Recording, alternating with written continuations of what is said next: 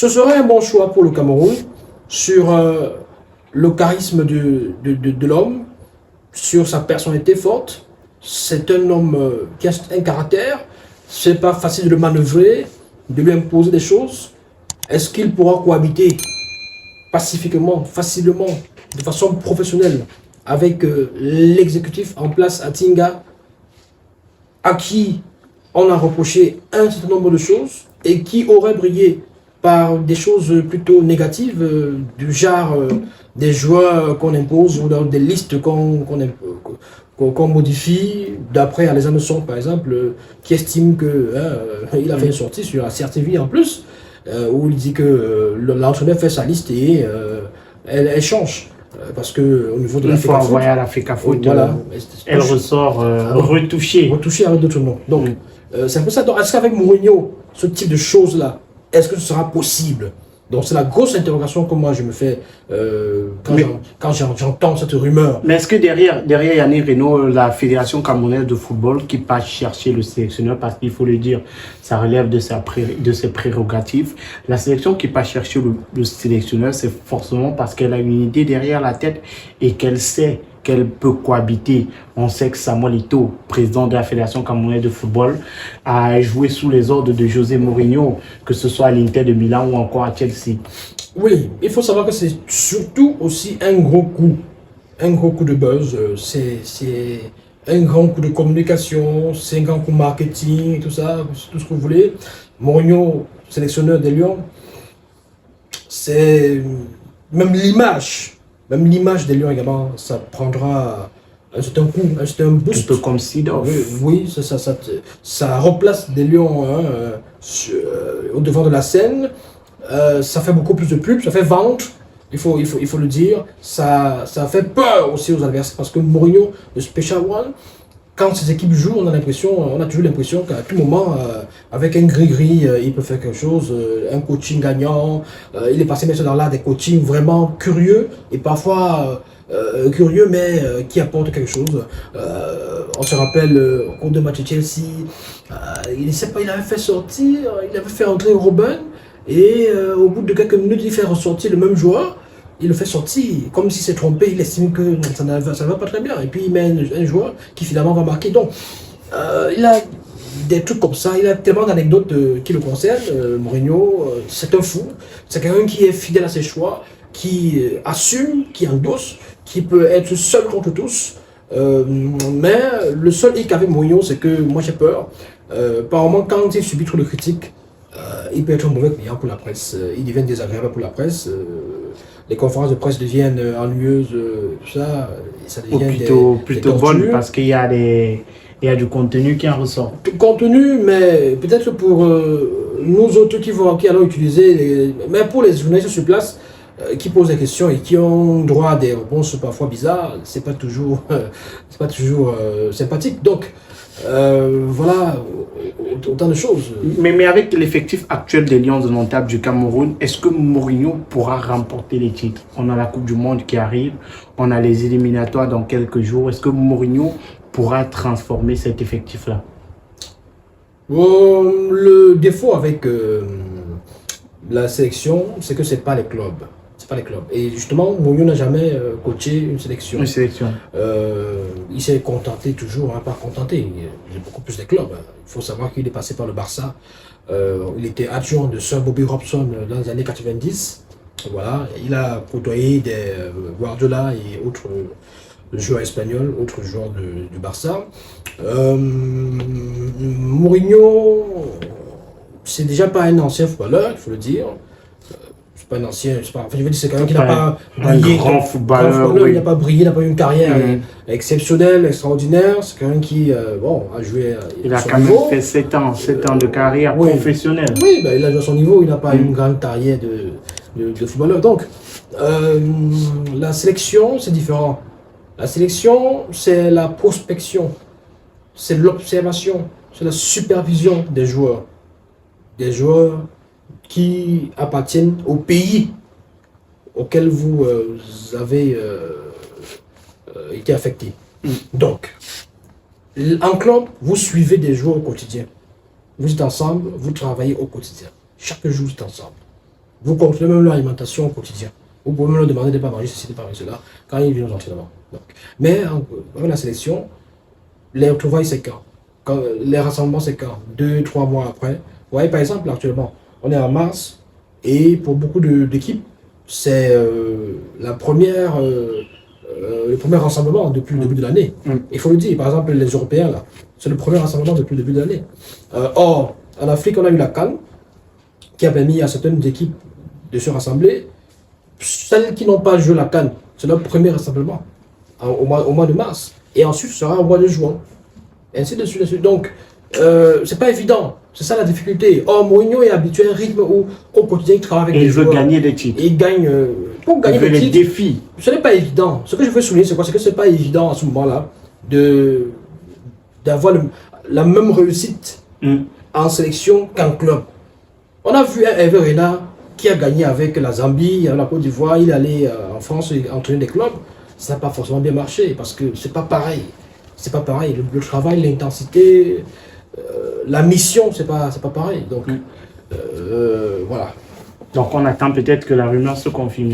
Alors la rumeur, pour l'instant, c'est une rumeur. Comme je l'ai assez bien dit, on est encore au stade de la rumeur parce qu'il faut dire aussi que de l'autre côté, au Portugal, il y a également une rumeur qui annonce Mourinho du côté du FC Porto. Parce que par contre, avec les Lions, la piste Mourinho, semblerait-il, se durcit, se complique à cause des prétentions salariales de Mourinho. On sait que Mourinho avait l'argent. Il ne blague pas, parce que le plus important. Dans la plupart des clubs où il est passé, à l'époque, Mourinho réclamait des salaires astronomiques de nature à être même au-dessus du salaire du joueur le mieux payé pour être véritablement le mal dominant, celui qui... le patron. Le patron, parce qu'il estime que ce n'est pas normal que l'entraîneur soit moins payé que certains joueurs, que des joueurs, je veux dire. Donc, pour lui, l'aspect salarial compte aussi beaucoup pour maintenir et asseoir son autorité et son charisme devant certains joueurs. Donc, on attend de voir la confirmation, mais ce serait pourquoi pas un bon choix. Pour récapituler, c'est un personnage qui est difficile à manœuvrer. Une fois qu'il est installé quelque part, même le président du club n'arrive pas à lui imposer des choix, quoi que ce soit. On se rappelle que l'épisode de Benzema au Real Madrid, Mourinho avait choisi clairement Gonzalo Higuaín comme avant-centre titulaire. D'ailleurs, il avait parlé de chat à cette époque-là pour désigner Karim Benzema, qui, selon lui, n'était pas à la hauteur, ne marquait pas des buts, était maladroit, et il avait parlé de chat. Donc, et du coup, vous savez, il y avait des pressions. Parce que le président du Real Madrid avait acheté Karim Benzema pour en faire l'avant-centre du Real, pour des futures générations, tout ça. Zidane, qui était derrière la transaction, estimait qu'il fallait le faire jouer. Donc Mourinho subissait ces pressions-là, mais jamais il ne cédait. Quand il a fait son choix, c'est comme ça. Il faut vraiment qu'un événement se déroule pour lui donner tort, afin qu'il dise « Ok, je change ». Mais quand il a fait son choix, c'est comme ça. Mais l'un des problèmes avec Mourinho également, c'est que beaucoup de personnes estiment que son coaching, son logiciel peut être un peu dépassé aussi, que c'est un peu, il est un peu un has-been. Si par le passé, au début des années 2000, notamment le FC Porto, on appréciait ces équipes, il faut savoir que Mourinho aussi s'est beaucoup illustré par des équipes ultra défensives, que ce soit Chelsea, que ce soit... le Real même où il a transformé Sergio Ramos, Pepe... Voilà. Un Real Madrid qui était devenu trop défensif aussi à un moment donné, même si je rappelle qu'il avait terminé une saison champion d'Espagne avec un record de buts marqués, surtout ce record de buts marqués, mais il y avait un record de buts, record défensif, parce que le Real Madrid n'avait pas encaissé beaucoup de buts. On se rappelle qu'avec Chelsea, à un moment donné même de la saison, Chelsea avait aligné un nombre de matchs, je crois que c'était une dizaine de matchs, sans encaisser le moins de buts. L'Inter de Milan, tous les attaquants étaient carrément des défenseurs. Voilà, donc aujourd'hui, est-ce que son coaching, son management est encore à la mode, est encore assez performant, assez efficace, je veux dire? C'est la grosse interrogation parce que on estime qu'aujourd'hui le football est devenu un football beaucoup plus de possession, beaucoup plus offensif, beaucoup plus alléchant. On regarde par exemple ce que fait Guardiola avec Manchester City, ce qu'il a fait avec le Barça. On regarde ce que Enrique fait avec le PSG et qu'il a fait aussi avec le Barça et qu'il a fait aussi avec l'équipe d'Espagne. Et on se dit, est-ce que ce Mourinho là est encore à la une? Est-ce que finalement ce n'est pas un has-been auquel on aura droit? Quelqu'un qui appartient au passé, qui est déjà un peu dépassé, un peu fatigué, un peu usé, qui n'est plus inspiré. C'est donc ça la grosse interrogation concernant Mourinho en termes de limites, entre guillemets, qu'on pourrait essayer d'avoir.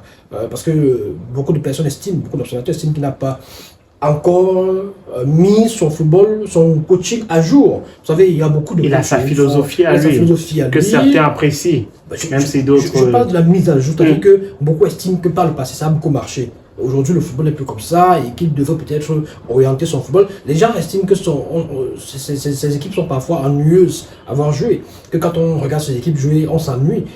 Mourinho a été remercié dans plusieurs clubs ces dernières années. Il faut quand même le rappeler aussi, que ce soit Tottenham. Beaucoup de personnes ne savent pas qu'il a entraîné Tottenham. Tottenham l'a remercié. Récemment, c'est l'AS Roma qui l'a remercié. Voilà, donc, Manchester United l'avait remercié. Donc, il faut également prendre ça en compte. Oui, ça peut être un bon choix, mais on peut aussi avoir des difficultés en termes de qualité de jeu, en termes de beauté, comment vous appelez ça, l'esthétique, la manière. Voilà. Au Cameroun, on parle beaucoup de manière. La manière. Même si après, le plus important pour Mourinho, c'est 3 points. Oui, la manière peut être là, mais ils peuvent vous bâtir une équipe qui va gagner, mais sans la manière. C'est-à-dire que vous pouvez avoir des lions à la table qui vont gagner des matchs, mais sans la manière. Des lions qui vont fermer le bus. D'ailleurs, on l'a vu avec l'AS Roma, c'est des temps en Europa League. En Europa League, oui, parce que l'année précédente, c'était Europa Conference League, ils ont gagné la compétition. L'année qui a donc suivi, donc cette année-ci en cours, il était en Europa League. On a vu comment est-ce que ça jouait. Alors, ensuite, l'année passée, on a vu comment ça jouait en Europa League. Il a fait la finale avec le FC Séville. On a vu une équipe qui fermait, qui avait mis le bus, qui fermait, qui bloquait tout et qui ne concédait pas des comptes.